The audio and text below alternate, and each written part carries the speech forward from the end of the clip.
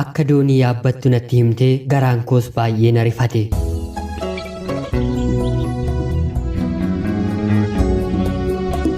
Jireenyi duniyaa kanaa waan hedduu nama argisiisti. Kan tokkoof guutuu ta'e tokkoof immoo hir'uu ta'a. Ani maqaan koo Taajuu kan hin jedhamu bakki dhaloota kiyyaa godina Baalee keessa yeroo ta'u barumsa koo hanga kutaa 9ttis achumatti hin baradhe. Fageenyaan yoo feene sagaleedhaan yoo feene bilbilaan jaalala keenya waliin habbuuqqachuu eegalle. Homaa otoo gaaf tokko waliin nuffisiisiinis waggoota 5dhaaf fageenya irratti wal jaallanne. Anis gara ishee deemuuf heeyyama guutuu waan hin qabaanneef jaalalli keenyi fageenya irratti taa'ee qaamni keenyi wal barbaaduudhaan baay'ees nu mudduu jalqabe. Ishiis gara kootti waamuuf mirga waan hin qabneef wanti hundumtuu anaaf hiriyaa kootti gaaffii ta'eetoo jiru. Riyaan kiyya bara 2016 karaa biyya Ijiptii bishaaniin imaleensi bira dhufanaan jette.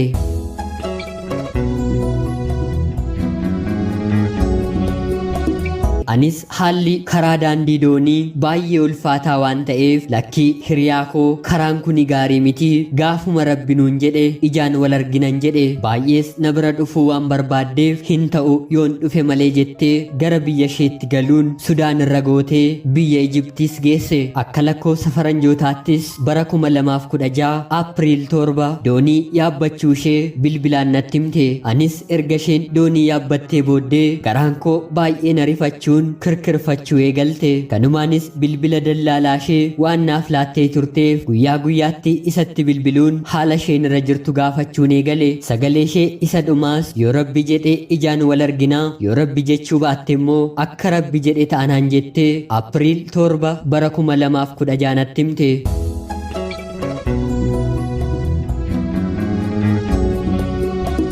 Anis haala isheetoon hordofuu bakka isheen geesse dallaalaa bilbileen yeroon gaafadhu Aapiriil gaafa guyyaa 16 akka biyya Xaaliyaan geesse yogguunni natti himu gammachuu guddaadhaan guutameen sagalee ishee dhaga'uuf otoon barbaadaa jiru dallaalichi natti himee turtii sa'aatii muraasa booda gaafuma guyyaa Aapiriil 16 waggaa arfansaatti fuula feesbuukii koo baneen yeroon ilaalu wanta baay'ee na rifachiisuu fi wanta dallaalaan sunnaan jedhe kan na shakkisiisuun arge. Kunis dooniin namoota 400 baatee Ijiptirraa gara Xaaliyaan deemaa jiru galaanaan akka nyaataman hin dubbise. Anis rifadheen amanuu waan hin dadhabeef yeroon gara Ijiptiitti bilbilu ijoolleen doonicha yaabbatan hedduun akka bishaaniin nyaataman hin dhagahe. Anis bakka hin jirutti qofaa koo boo'ee maraadheen maatiin sheerree bilbilanii yeroo na gaafatan waanan jedheetti muu wallaale.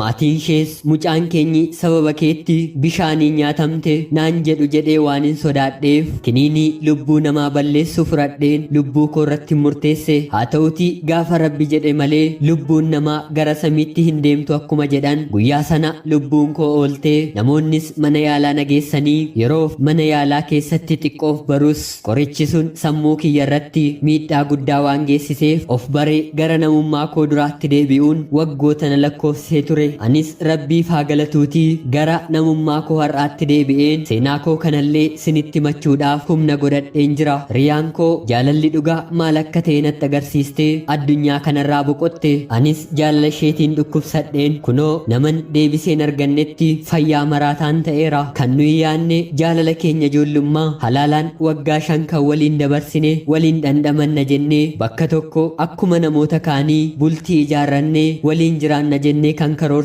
dooniin Ijiptiitii gara Xaaliyaan geessu imala keenya karaatti kutte. Kaleessa bor yaaduun ishee waliin waan hin tureef anaaf salphaa ture. Har'a garuu jireenyi hiikanaa dhabee imallii fi daandiin deemsa koo jireenya kaartaa hin qabne ta'eera. Bor maal akkan ta'uu fi eessa akkan ga'u waan hin beekneef waa'een nama ta'ee lafa kanarra jiraachuu faayidaan ani dachee kanaadhaatiif qabu ammayyuu gaaffii deebii naaf hin argannedha. Waggaa arfan kana madaan kun jireenya koo keessatti godaannisa hin banne natti taate.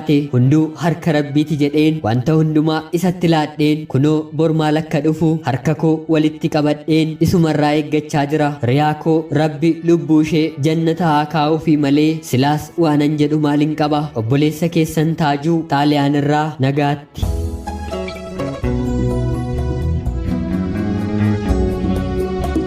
Ashamaa akkam jirtu kabajamtoota hordoftoota qophii Oromiyaa 24 nagayaaf jaalalli tokkummaan bakka jirtan hundumaatti hunduma keessaniif yaa ta'echaa guyyaa har'aas xalayaa obboleessi keenyi Taajuun biyya Awurooppaa irraa nuuf ergee isiniif dubbiseen ka'a. Akkasiin hiree jireenya Taajuu irraa hubannoo fi barumsa argattan abdii guddaan qaba. Obboleessa keenya Taajuu xalayaa kana nuuf erguu keef guddaa galatoomi jecha Rabbii bakka obboleettii keenyaa bu'ee nama jaalala ishee siif guutuu danda'u siif haa laatu jecha obboleettii keenyaafis Rabbi lubbuu ishee jannata keessa nuuf haa kaa'u. Egaan kabajamtoota hordoftoota qophii Oromiyaa 24 obboleessa keenya Taajuuf bakka inni jirutti yaada jajjabinaa jireenya isaa borii ifaatti laatii jajjabeessu akka koomentii jalatti qooddanii fi kabajaan isiniin gaafadha. Egaan jiruuf jireenya dhala namaa keessatti wanti nama hin qunnamne addunyaa kanarra hin jiru. Ammayyuu onnee fi laphee wanta kana ittiin si jabeeffachiisu siif haa laatuun siin jedha. Seenaan kee baay'ee kan namatti ulfaatuu fi godaannisaa nama keessaa hin banne ta'uu isaarraan kan ka'e anis wantoota kanarratti hin dubbadhu na qunnamee argee waan hin beekneef akka seenaawwan kaanii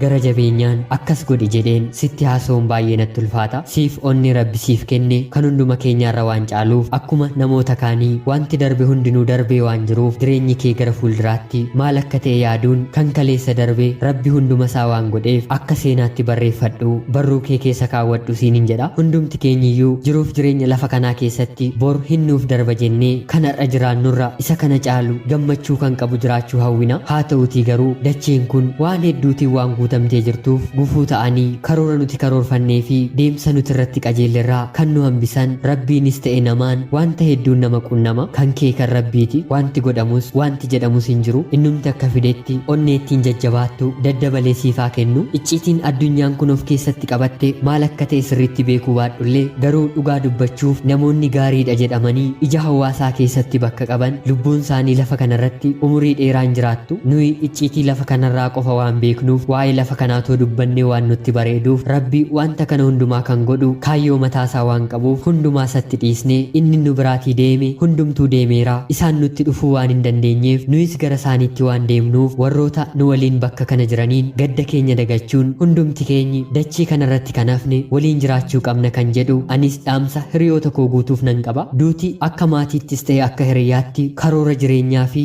daandiirra deeman guutummaa guutuutti kan maqsuu fi agarsiisee kan nurraa fudhatu waan ta'eef yeroo wanta akkasii hiriyaan keenyis maatii keenya keessaa mudatus wanti dhufee jireenya keenyatti gufuu ta'uu waan dhufeef wanta dhabneerra wanta qabnu qabannee ija keenya gara fuulduraatti ilaaluu malee duubatti deebinee sammuu keenya kan dhukkubsinu yoo taane dhukkubbiinsaa nuyin malee nama biraa waan hin miineef namoonni tarii gara fuulduraattis haa ta'u wanta Rabbi fidu waan hin beekamneef addunyaan kunis kunoo waanuma argamaa jirtu waan ta'eef gadduun akkuma jirutti ta'ee kaayyoo fi karoora qabnu garuu duubatti deebi'uun akka kufaatii ta'e isinitti himuun barbaada. Hinumaa waan akkasii yeroo nu mudatu namoota biroo nuu gadii jiraniifillee fakkeenya ta'uu waan danda'uuf wanta nu qunnamee fi nutti dhufe hundaa akka gammachuu guutuutti fudhannee jireenya keenya isattaanu namoota nu waliin jiran waliin jiraachuuti ni qabna kan jedhu dhaamsa obboleessa keenyaa fi kabajamtootaaf hordoftoota qophii Oromiyaa 24 hundumaaf hin qaba. Obboleessi koo jajjabaadhu Rabbii bakka jirtutti gammachuu guutuu fi bakka obboleettii keenyaa kan siif buusu hiriyaa siifaa kennuun jedha. Egaan kabajamtootaaf hordoftoota qophii Oromiyaa 24 isinillee haga dandeessan yaada obboleessa keenyaaf akka laattan kabajaan isin gaafachaa anis koomentii keessan waan hin dubbisuuf yaadni asirratti isin barreessitan qorumsa gaaffii akkasii namni gara biraa gara fuulduraa irratti qabatee dhufuuf yaada jajjabinaa akka laadhuuf waan na gargaaruuf haga yoonaattis anaafis akka dungoonaaf ta'ee yaadni isin laattan obboloota keenya dhufaniifis gara jabeenyaan akkan dubbadhu waan na taasisee jiruuf yaadni keessan hunduma keenya waan gargaaruuf haga beektanii fi sammuun keessan jiruuf jireenya lafa kanaarratti waan dubbise nuuf qooduuf akka hin qusanne anis hadaraa isiniin jechuun barbaada. Egaan namoonni chaanaalii keenyaaf haaraa taatan sabskiraayib gochuun maatii keenya taatanii isinillee seenaa jaalalaa xalayaa jireenyaa akkanumallee asoosama nama barsiisuuf bashannansiisu nuuf ergitanii karaa teelegiraamii lakkoofsa bilbilaa keenyaa diskiriipshinii jalatti argamuun nu qunnamuun nuuf hiruu ni dandeessu jechaa qopheessuuf qindeessuun kan isin waliin ture gammachiista shoomeen jedhama. Rabbi addunyaa kanaaf araara isaa nuuf haa deebisu jechaa qophii gara biraatiin hanga walitti deebinutti turtii gaarii.